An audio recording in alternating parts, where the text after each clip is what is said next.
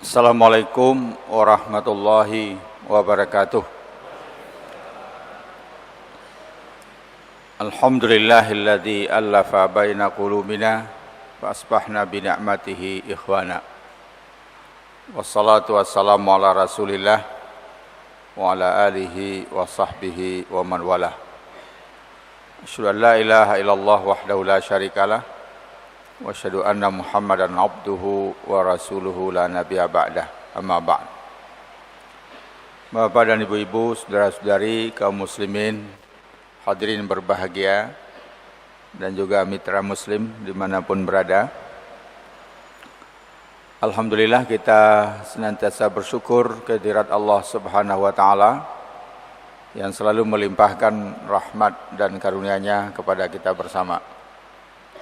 Kemudian salawat dan salam semoga dilimpahkan Allah kepada Nabi besar Muhammad sallallahu alaihi wasallam dan kepada keluarga, sahabat-sahabat serta siapa saja yang mengikuti sunnah beliau sampai hari akhir nanti.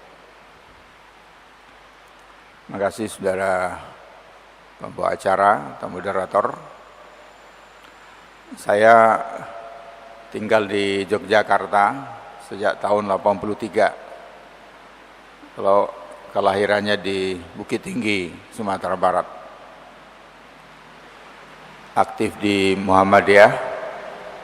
Sekarang menjadi salah seorang ketua yang membidangi tarjih dan tablik. Jadi urusan fatwa-fatwa, bimbingan keagamaan dan dakwah. Dan juga aktif di Majelis Ulama Indonesia Pusat, sekarang sebagai Wakil Ketua Umum Majelis Ulama Indonesia Pusat. Kalau dulu 5 tahun yang lalu Ketua Majelis Ulama Indonesia Pusat bidang pengkajian dan penelitian, yaitu mengkaji aliran-aliran sesat yang ada di Indonesia. Nah, kalau 2005-2010 itu lebih enak Ketua MUI yang membidangi hubungan dan kerjasama luar negeri. Kalau di Muhammadiyah saya tidak pernah bergeser.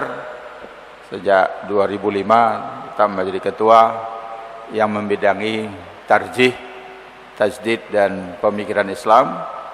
Nah, 2015 ini ditambah dengan bidang tablik. Istri 1, enggak pakai masih ya. Alhamdulillah 1, anak 4, perempuan 3, laki-laki 1. Ini sekedar perkenalan ya, karena waktu khutbah Jumat tadi belum sempat memperkenalkan diri. Karena kalau khutbah memperkenalkan diri habis waktunya. Nah, judulnya sangat menarik ya, sepertinya ada sebuah kerisauan. Saya menangkap ada sebuah kerisauan. Apakah ukhuwah Islamiyah di Indonesia itu sudah menjadi nyata apa belum? Ya. Tetapi sebelum membahas tentang realitas itu, kita lebih baik membahasnya secara normatif dulu, ajarannya dulu. Saya sudah dibantu tadi oleh anak kita. Ayatnya sudah dibacakan, yaitu surat Al-Hujurat ayat 10, 11 dan 12. A'udzubillahi minasyaitonirrajim. Bismillahirrahmanirrahim.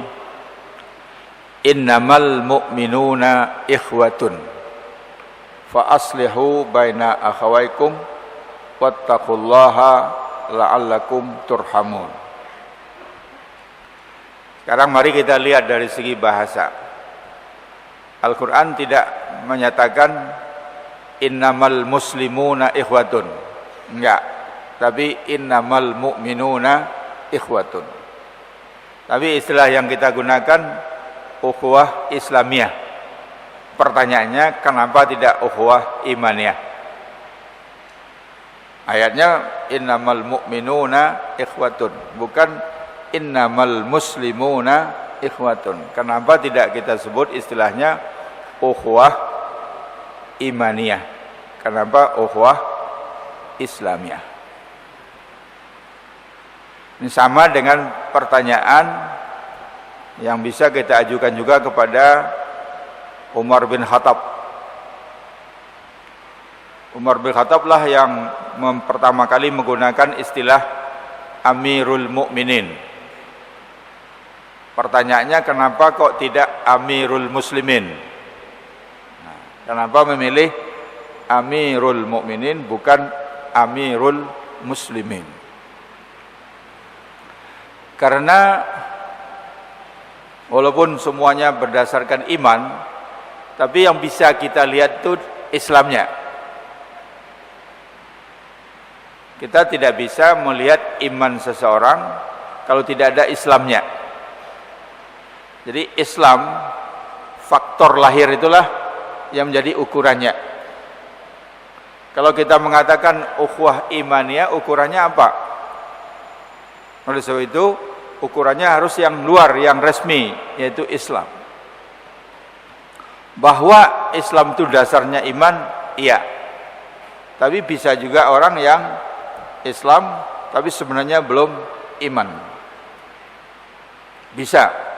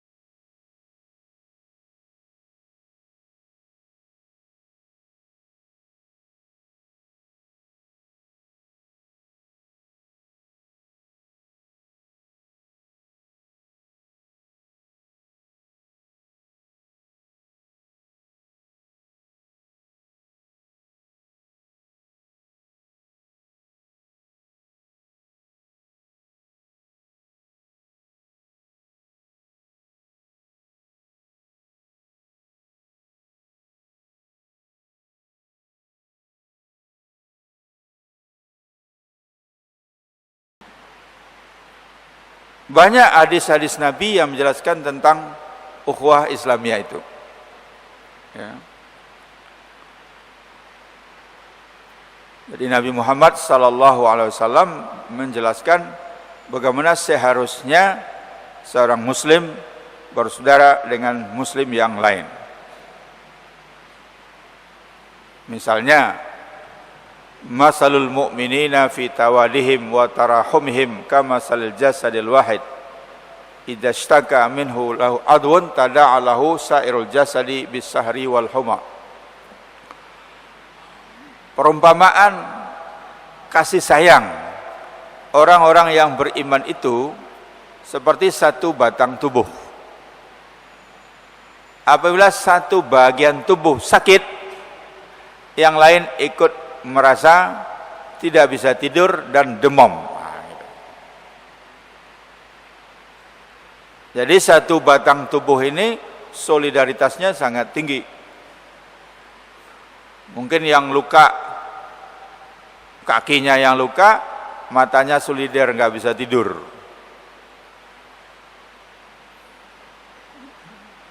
Jadi dimanapun umat Islam merasa sakit, kita harus ikut merasakan.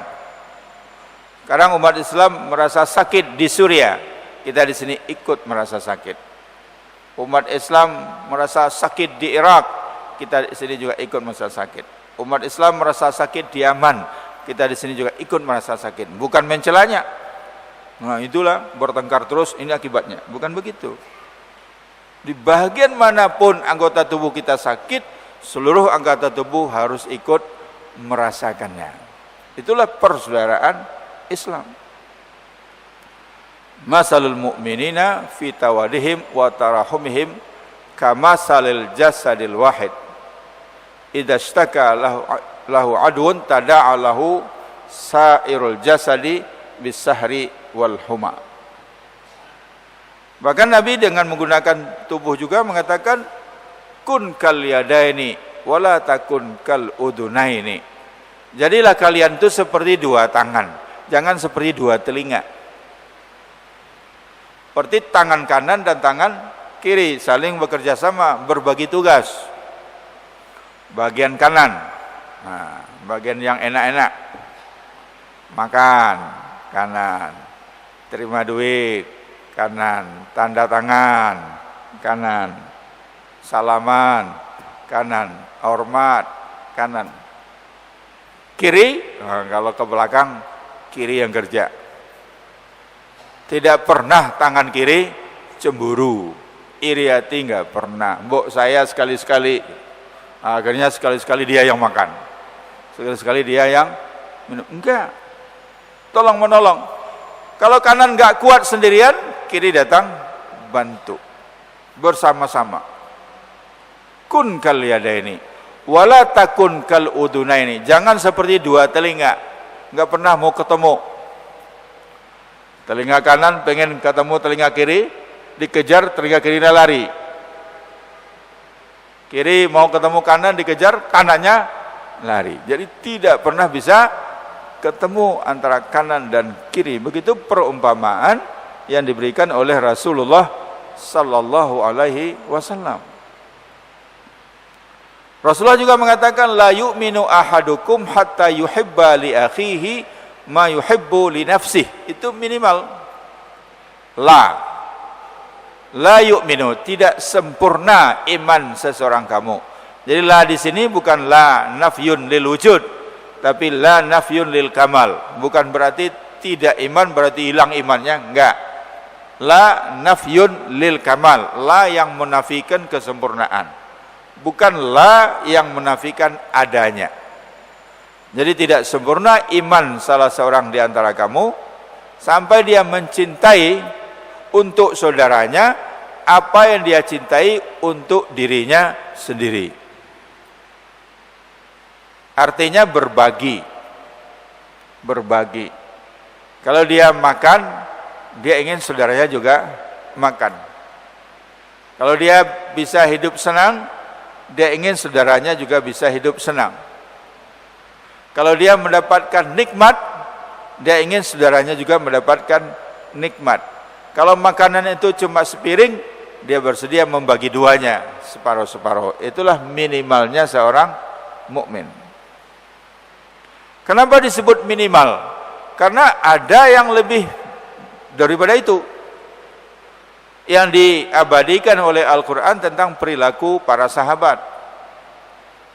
Yu'siruna ala anfusihim walau kana bihim khasasah. Mendahulukan orang lain walaupun dirinya memerlukan. Nah, itu yang lebih tinggi. Mendahulukan orang lain walaupun dirinya memerlukan. Itu yang dicontohkan oleh para sahabat Nabi. Tadi sudah disinggung-singgung oleh Mas moderator siapa? Oleh Mas Hasan. Sudah disebut bagaimana Rasulullah berhasil mempersaudarakan antara suku atau antara Muhajirin dan Ansor, antara pendatang Muhajirin dan orang Madinah yang menjadi penolong Ansor.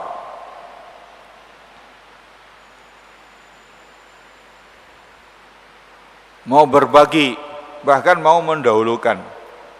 Tapi sesama sahabat sendiri sudah sering terjadi mereka lebih mendahulukan saudaranya daripada dirinya sendiri. Suatu saat menjadi kebiasaan Nabi, kalau malam-malam setelah salat Isya ada tamu dari luar kota yang datang dan perlu menginap, Nabi tawarkan kepada jamaah, ini ada tamu kita, siapa yang bisa menampung malam ini di rumahnya? Nah, suatu saat Abu Ayyub Al-Ansari angkat tangan, siap membawa tamu ke rumahnya.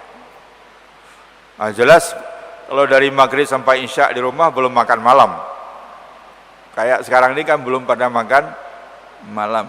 Kalau ada yang makan duluan tuh makan sore namanya. Sampai di rumah, bertanyalah Abu Ayyub kepada Ummu Ayyub, gimana, tambah satu orang, ada nggak persiapan makanan? Kata Ummu Ayyub, mohon maaf ya Abu Ayyub, nggak ada. Makanan cuma tinggal 1 porsi untuk Abu Ayyub. Apa yang dilakukan oleh Abu Ayyub? Nggak apa-apa, kita kasih tamu saja. Tapi apakah tamu mau makan?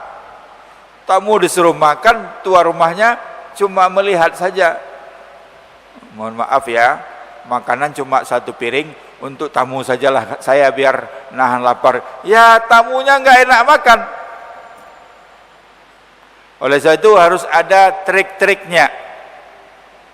Maka tatkala makanan yang dibawa keluar, disenggol oleh Abu Ayyub lampunya sehingga padam.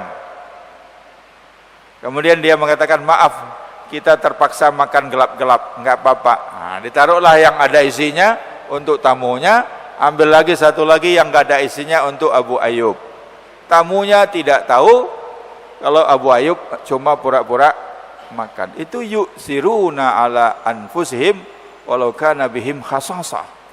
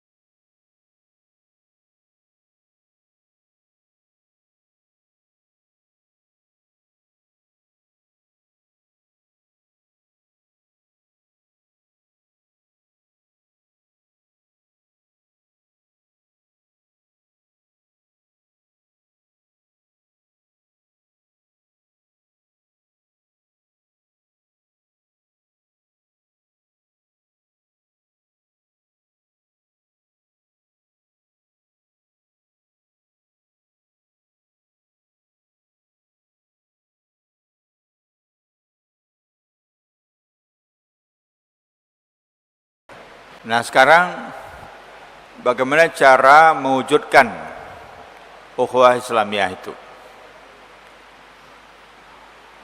Ada 4 hal yang harus kita tempuh supaya ukhuwah Islamiyah itu bisa jalan, membumi, tidak cuma tergantung di langit.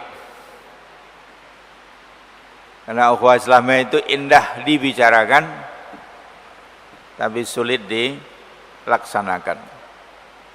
Tapi bukan tidak bisa dilaksanakan. Toh contohnya sudah banyak diberikan di zaman Rasulullah Sallallahu Alaihi Wasallam, bahkan juga di zaman sahabat-sahabat generasi yang terdahulu. Pertama yang harus kita lakukan adalah ta'aruf, saling mengenal. Saling mengenal. Jadi kalau kita berada di satu tempat, satu komunitas, ya supaya ada ukhuwah Islamiyah dalam komunitas itu saling mengenal. Bagaimana mungkin sudah bertahun-tahun salat berjamaah di Masjid Al-Irsyad Surabaya tapi nggak kenal? Nggak mungkin ada ukhuwah Islamiyah, kenal aja enggak. Harus ada saling mengenal, ta'aruf. Kalau ta'aruf itu dengan datang ke rumah masing-masing silaturahmi mungkin agak sulit, tapi di masjid paling mudah, berjamaah di masjid. Saling kenal mengenal apanya? Ya sedapat mungkin, sebanyak mungkin yang kita kenal lebih baik. Tidak hanya kenal namanya, pendidikan dia, latar belakang keluarganya, latar belakang agamanya, fahamnya, kalau ada madhabnya, kalau ada sakitnya apa, termasuk kegemaran makanannya apa dan pantangannya apa. Kalau bisa semua kita kenal. Jangan kita sampai salah. Ta'aruf, saling mengenal.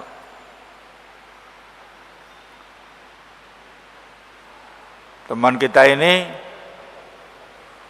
udah jelas dia sakit gula, kita jamu makan di rumah, manis semuanya. Ya itu namanya nggak ta'aruf. Kasih teh manis, kue-kue manis semua, terpaksa dia nggak makan. Udah jelas teman kita ini hipertensi, nggak bisa makan daging kambing, menunya kambing semua, full kambing, nggak tepat. Jadi bahkan sampai hal-hal yang kecil pun kita mengenal, ta'aruf, apalagi hal-hal yang besar. Dulu waktu di Muhammadiyah, Bapak Kiai Haji Ahmad Azhar Bashir jadi ketua, terpilih jadi ketua di muktamar, karena beliau tidak begitu populer di media. Begitu jadi terpilih jadi ketua, wartawan pengen tahu, pengen dapat informasi tentang beliau, sulit carinya. Tapi justru mereka dapatkan di perpustakaan kata ketik milik orang Kristen. Nah, di situ oleh orang Kristen dicatat. Sampai Pak Azhar Bashir ini pernah sakit apa, dirawat di mana, sakitnya apa, mereka punya catatannya. Kita umat Islam nggak punya catatan tentang tokoh kita. Orang Kristen punya catatan tentang tokoh kita. Yang hebat siapa itu? Ta'aruf. Untuk apa ta'aruf ini? Untuk langkah yang kedua yang harus kita lakukan, yaitu tafahum. Untuk saling memahami. Kalau kita tidak mengenal, kita tidak bisa memahami. Teman kita ini memang dari Sumatera Utara, orang Batak dia. Jadi kalau dia ngomong keras ya wajar, harap dimaklumi. Teman kita ini dari Surabaya, kalau dia ngomong belak-belakan terus terang saja, harap dimaklumi, bukan orang Jogja. Jangankan antara Arab dengan Indonesia, India dengan Indonesia, Afrika dengan Indonesia, sesama Indonesia saja, antar suku bangsa udah ada budaya, sifat, kultur yang berbeda. Kalau tidak ada ta'aruf akan terjadi salah paham. Akan terjadi salah paham. Guyonnya, ya ini cuma guyon ya. Kalau ada tabrakan, tergantung siapa yang bercerita. Kalau yang bercerita orang Yogyakarta, ceritanya halus, tenang. Tadi ada tabrakan. Tabrakan apa? Kereta api. Ada yang meninggal, ada 70 orang. Nah, 70 orang meninggal masih tenang.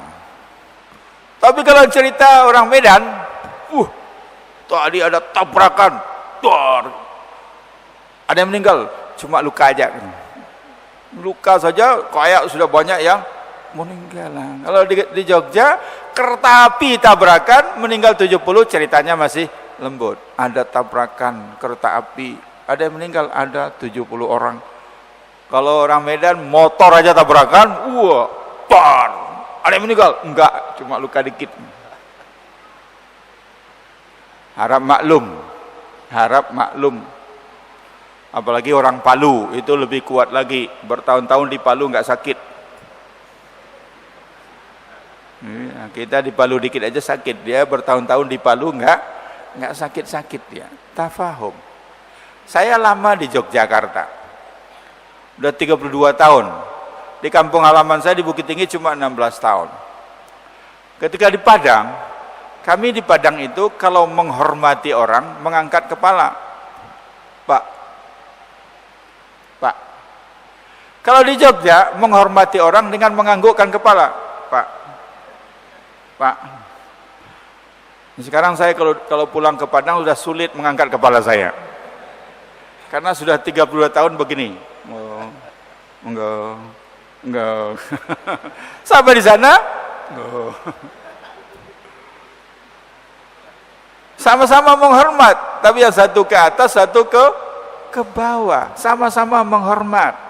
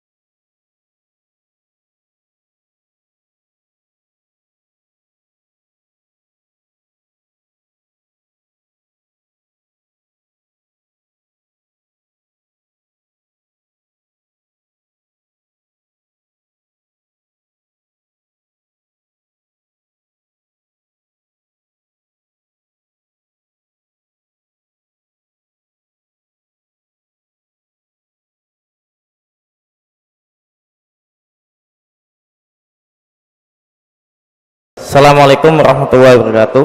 Assalamualaikum warahmatullahi. Terima kasih Prof. Nama saya Musa Abdullah dari Surabaya. Tentang ukhuwah Islamiyah adalah sebuah yang diharapkan oleh hampir semua umat.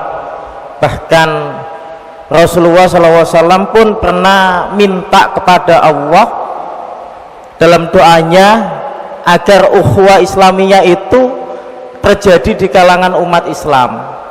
Tetapi menurut beberapa riwayat bahwa doa itu tidak dikabulkan oleh Allah. Ya, pertanyaannya itu Prof, kenapa kok sampai begitu beratnya membangun ukhuwah Islamiyah itu? Baik, insya Allah bisa difahami. Nanti kita akan coba jawab ya. Penanya yang kedua. Bismillahirrahmanirrahim. Pak Profesor yang saya hormati dan saya cintai, saya Widodo, Pak Ahmad Widodo dari Kenjeran. Ya. Yang pertama, soal ukhuwah, saya sangat setuju dengan kata kunci dari Profesor tadi yang mengatakan bahwa ormas apapun namanya itu adalah alat perjuangan. Goalnya adalah Islam. Itu adalah insya Allah semua sepakat. Tapi lagi-lagi seperti yang disampaikan oleh saudaraku moderator tadi, indah diucapkan, prakteknya minta ampun. Yang saya ingin tanyakan kepada Pak Junahar adalah pertama soal ukhuwah ini, saya nggak habis pikir kalau itu terjadi di grassroots nggak apa-apa, tapi kalau sudah terjadi di elit itu yang memprihatinkan. Langsung contoh konkret, apakah tidak ada komunikasi antara elit ormas Muhammadiyah, NU, Al-Irsyad, apapun namanya yang lain gitu ya, termasuk mungkin Hizbut Tahrir gitu ya. Apakah tidak ada koreksi antar diskusi atau apa? Sebenarnya Majelis Ulama Indonesia itu forum yang bagus. Apakah itu nggak maksimal? Kok kemudian antara ormas kadang saling gebuki? Hizbut Tahrir yang memang dalam beberapa hal mungkin itu aset kita, tapi mungkin pikiran-pikiran yang cenderung Islam internasionalisme yang itu kemudian digebuki oleh ormas lain, mengatakan itu berbahaya bagi nation state kita. Itu yang pertama. Ya. Yang kedua, soal imamah. Bicara soal ukhuwah itu tidak akan terlepas dengan imamah. Sedih Ustadz, ketika kita sekarang ini, umat ini disuguhkan dengan sebuah manuver-manuver yang luar biasa dahsyatnya, ketika ada adigum yang mengatakan besok pimpinan negara ini tidak harus dipimpin oleh seorang muslim, lebih baik dipimpin oleh orang kafir yang adil, yang bersih, yang tidak korupsi, daripada orang muslim yang koruptor. Dan itu luar biasa. Nah, kami mohon guidingnya Ustaz, mohon bimbingannya. Dengan munculnya beberapa orang yang sangat dramatis untuk bisa menuju running RI 1 periode selanjutnya. Terima kasih. Ini kelas berat semua ini pertanyaannya ya, Prof ya. Mudah-mudahan menyejukkan apa yang beliau sampaikan begitu ya. Ini kayaknya bukan tipe orang Yogyakarta nih, Prof. Baik, yang jelas apa yang beliau sampaikan menarik sekali. Yang pertama adalah Rasul katanya dalam riwayat memang pernah berdoa ya, 3 doa, 2 doa dikabulkan, di antaranya umat muslim ini tidak akan pernah kelaparan, itu dikabulkan ya. Tapi di bab agar umat muslim ini tidak ada perpecahan, itu katanya nggak dikabulkan. Tidak dikabulkan. Bagaimana nih memahami hal itu? Kemudian kita kembalikan tentang konsep ukhuwah Islamiyah tadi, Prof. Baik, terima kasih. Yang pertama itu artinya Allah tidak ingin memberi umat Islam itu serba mudah. Harus ada usaha. Jadi mempersatukan umat, persatuan umat jangan sampai terjadi konflik itu pun juga harus diusahakan. Sehingga tatkala Rasulullah berdoa, ya Allah, jangan sampai umat Islam ini habis, dikalahkan semuanya oleh musuh, itu dikabulkan. Tidak akan. Umat Islam di dunia tidak akan pernah habis dikalahkan semuanya oleh musuh, itu dijamin. Jadi Allah menjamin Islam itu tidak akan pernah lenyap dari permukaan bumi, tapi tidak dijamin untuk Indonesia. Enggak ada jaminan. Enggak ada jaminan Islam tidak akan lenyap dari Indonesia, enggak ada. Harus kita usahakan sendiri. Lenyap dari Surabaya, enggak ada jaminan. Tapi kalau di dunia tidak lenyap, dijamin. Nah, yang ditolak itu, ya Allah, mohon supaya umat Islam bersatu terus, tidak ada konflik, enggak ada perpecahan, tidak diterima. Harus diusahakan. Nah, satu hal yang selama ini luput dari perhatian kita, mungkin di beberapa kampus sudah mulai ada, itu tentang konflik, resolusi konflik. Kita itu ibarat orang bisnis yang dihitung untung terus, manajemen resikonya nggak ada. Nah, padahal manajemen resiko itu penting.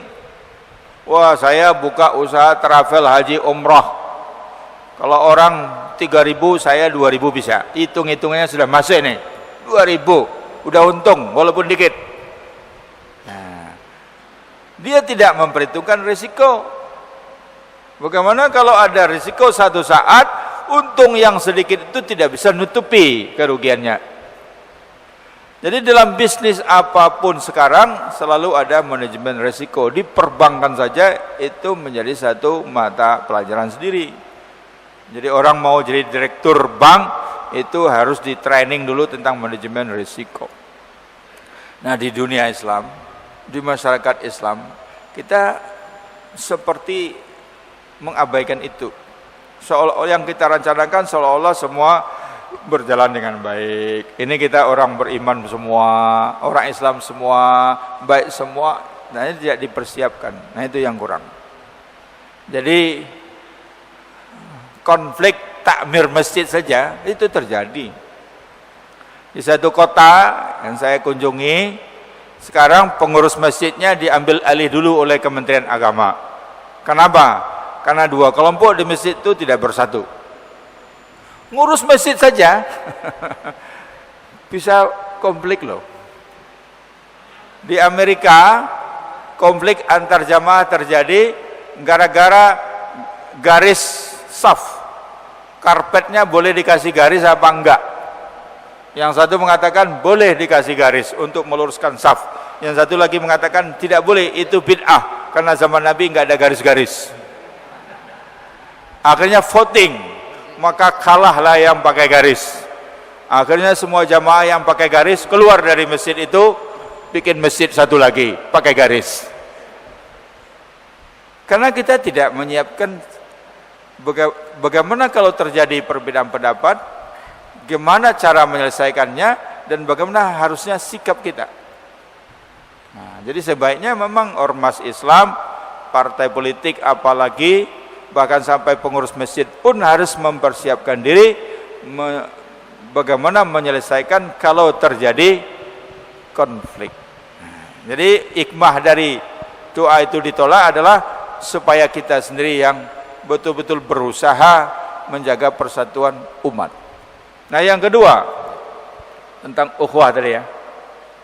Di Majelis Ulama Indonesia sekarang ini kan ada perubahan struktur.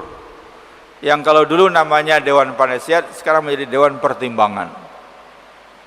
Dewan Pertimbangan itu anggotanya ketua umum semua ormas Islam yang ada di Indonesia yang bergabung dengan MUI. Memang belum semuanya mau bergabung dengan MUI. Nah, supaya apa?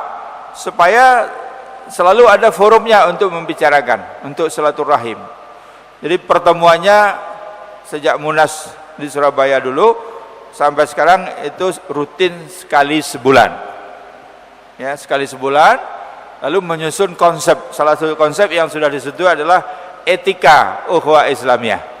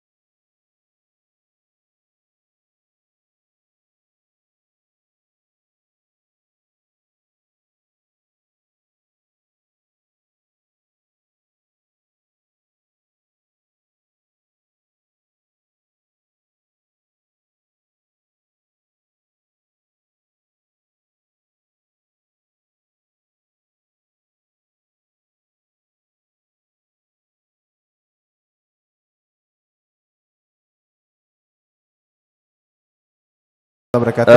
Nama saya Fahad, Prof. Terima kasih diberi kesempatan untuk bertanya. Alamat saya di daerah Ampel, Boto Putih. Ya. Saya sangat setuju dengan program MUI atau ada etika ukhuwah. Karena mungkin ada ukhuwah Islamiyah, tapi ada juga mungkin saat ini ukhuwah Malikiyah atau rasa persaudaraan untuk menguasai seperti itu, Prof. Jadi saya setuju dengan ta'aruf, saya setuju dengan yang tadi disampaikan tentang tafahum, ta'awun dan takaful. Tetapi yang terjadi di masyarakat di bawah, ketika itu tidak ada takaful, jaminan, maka bisa jadi etika ukhuwah tidak ada. Sebagai contoh konkret di Surabaya, kita ini mohon maaf, secara klasikal untuk Muhammadiyah, Prof, ya, itu klasik dengan yang namanya metode hisab dalam penentuan Syawal ataupun Ramadan ataupun Idul Adha. Kita mengundang ustadz di luar pengajian tersebut, ya, mungkin di luar Ustadz Muhammadiyah, kita undang di amal usaha Muhammadiyah, di jamaah Muhammadiyah. Tetapi ini yang terjadi, etika ukhuwah tidak ada, sehingga mengatakan Muhammadiyah itu dalam hisab itu main-main, dalam beribadah main-main. Naudzubillah. Saya sebagai, mohon maaf saya katakan kader, saya sangat terpukul ketika ada seorang ustadz di dalam amal usaha Muhammadiyah, di dalam jamaah Muhammadiyah mengatakan seperti itu. Jadi mohon solusi bagaimana metode untuk mengatasi hal tersebut, sehingga yang namanya ukhuwah Malikiyah, persaudaraan untuk menguasai, ini tidak ada. Ya, bisa dipahami. Terima kasih. Assalamualaikum warahmatullahi wabarakatuh. Salam. Mungkin lebih pada etika dalam menyikapi khilafiyah begitu ya. Jadi kalau Majelis Ulama Indonesia itu memisahkan mana yang masuk kategori ikhtilaf dan mana yang inhiraf. Kalau ikhtilaf itu perbedaan pendapat masih dalam koridor ma'ana alaihi wa ashabi. Jadi Rasulullah mengatakan selama masih ikut jalan Nabi, ikut jalannya para sahabat, itu masih ikhtilaf. Nah, kalau ikhtilaf jawaban kita adalah toleransi. Untuk semua ikhtilaf kita toleransi. Tasamuh. Nggak bisa kita maksa. Nggak bisa maksa semua orang, semua kelompok umat Islam ini sama dengan kita, nggak bisa. Kita yakin pendapat kita, tapi kita hormati pendapat orang lain yang berbeda. Itu namanya toleransi. Tapi kalau untuk inhiraf, menyimpang, sudah keluar dari jalan Nabi, jalan para sahabat, menyimpang dari Al-Quran dan Sunnah, tidak ada lagi toleransinya. Yang ada adalah amputasi. Harus. Dokter itu kalau toleransi mati pasiennya. Dokter harus bertindak tegas. Ini kaki bapak harus dipotong. Jangan bilang dokternya kejam karena ingin menyelamatkan nyawa orang tadi. Untuk menyelamatkan nyawa, kalau perlu kakinya dipotong. Itu namanya amputasi. Jadi tidak semuanya toleransi. Jangan keliru. Demi ukhuwah lalu semuanya dikumpulkan. Aliran sesat pun juga ukhuwah, nggak bisa. Nah, MUI itu berperan satu mengkajinya, kemudian mengeluarkan fatwa. Nah, setelah itu tindak lanjut. Nah, tindak lanjut dari Majelis Ulama Indonesia itu kepada yang berkuasa, yang punya otoritas. Kita berikan rekomendasi, kita berikan saran, karena MUI bukan eksekutif, MUI nggak bisa bertindak. MUI bisa mengatakan satu faham sesat, tapi tidak bisa melarangnya. Karena urusan larang-melarang itu domainnya pemerintah. Ahmadiyah pun sampai sekarang, walaupun sudah berkali-kali MUI mengkomunikasikan, belum bisa dilarang. MUI sudah tegas mengatakan Ahmadiyah itu sudah di luar Islam, baik Qadianiyah maupun Lahore, dua-duanya sama, nggak dibedakan oleh Majelis Ulama Indonesia. Oleh sebab itu dikomunikasikan dengan Menteri Agama, dikomunikasikan dengan Kapolri, dengan Jaksa Agung, Menteri Dalam Negeri, gimana solusinya? Sampai sekarang belum ditemukan solusinya. Begitu. Jadi sampai segitu peran dari Majelis Ulama Indonesia. Cuma prinsip yang harus kita pegang adalah biar tidak keliru, untuk perbedaan pendapat toleransi. Kalau untuk penyimpangan amputasi. Kalau semuanya diterima, berarti kita nggak jelas nggak jelas pahamnya. Ya, saya pernah diundang dalam satu forum, ya semuanya ada. Karena memang pihak pengundang itu cara memandangnya semuanya adalah pokoknya semuanya Indonesia. Tidak peduli dia sesat atau tidak sesat, dia nggak ada urusan. Terserah dia. Tapi kalau bagi kita, bagi umat Majelis Ulama Indonesia, tentu tidak bisa disamakan semuanya. Tetapi yang penting itu adalah kita mengajak. Ini tidak hanya mengatakan kamu sesat terus apa? Enggak. Kamu sesat, kalau begitu kembalilah ke jalan yang benar. Kalau perlu ngaji kita bantu, kalau perlu diskusi kita diskusi. Jadi harus ada, kita tawarkan jalan keluarnya. Makanya orang-orang yang sesat itu tidak cukup di penjara saja, tidak cukup hanya di penjara, tapi harus dibina.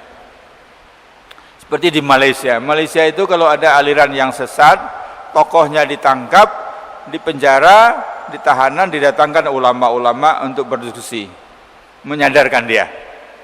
Nah, nanti kalau dia sudah sadar, suruh tampil di televisi, mengumumkan bahwa dia sudah sadar, sudah kembali ke jalan yang benar, dan menghimbau semua pengikutnya untuk kembali ke jalan yang benar. Nah, kalau kita cuma di penjara saja. Lia Eden sudah 2 kali di penjara, tapi tidak berubah apa-apa. Malah dia berdakwah di penjara dia. Ngajak orang-orang penjara ikut dia.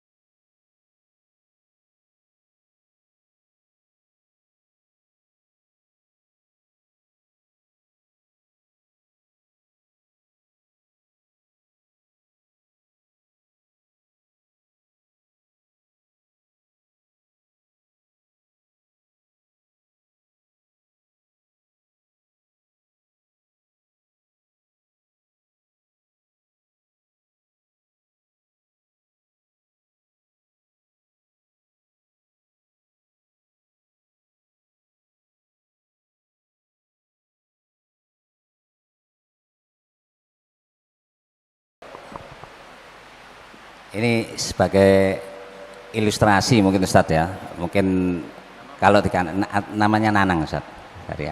Sebagai ilustrasi mungkin pertanyaannya mohon moderator dipending dulu, tidak keburu-buru ditanya dulu ya. Saya memberikan ilustrasi dulu bahwasanya dalam konteks yang kemarin ada pertemuan di Jakarta Global Unity Forum, itu yang diprakarsai oleh Banser. Mereka mendatangkan salah satunya Yitzhak Mordechai, orang Yahudi.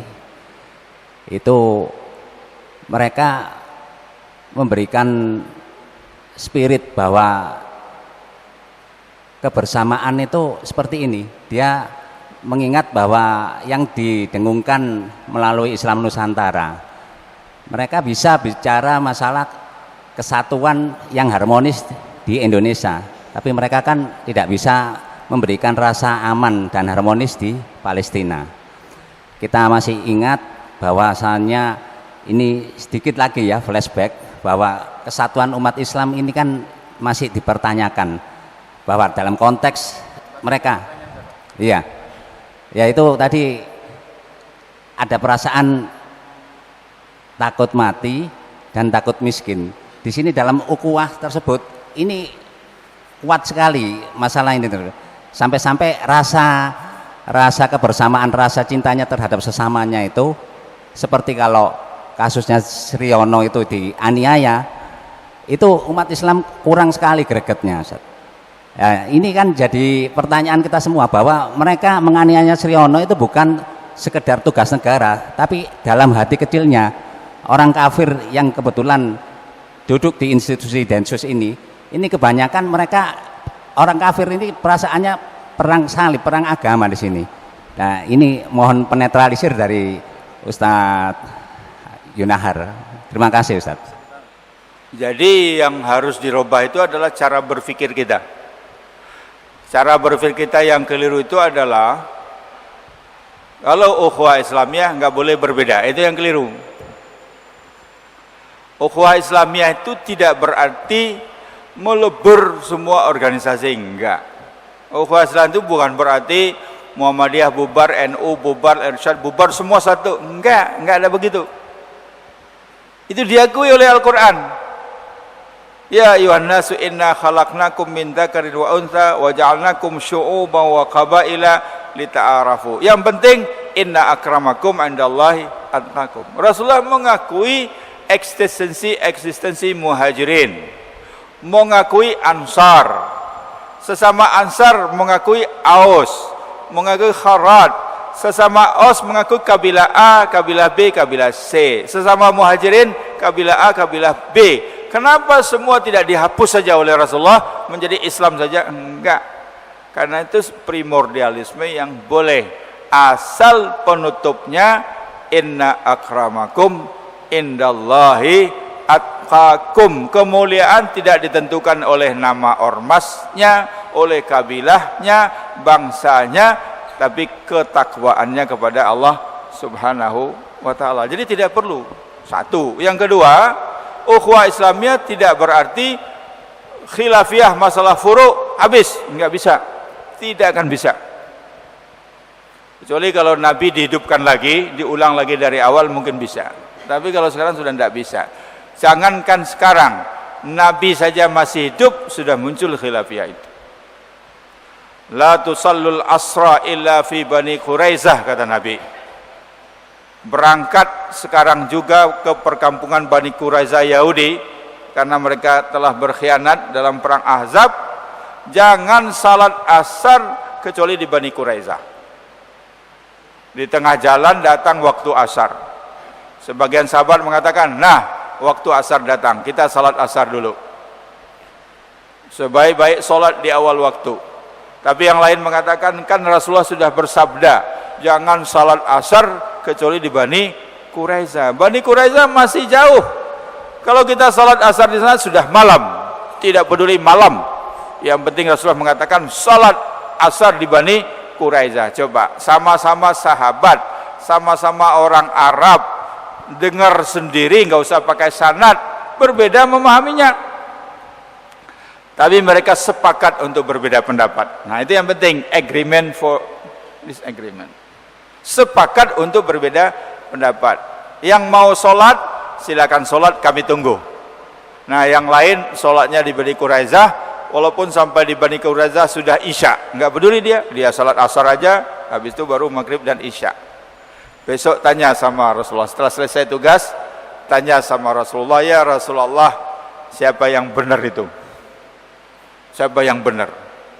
Rasulullah mengatakan, yang salat asar di jalan, ahsanu fi fahmihim, mereka bagus pemahamannya.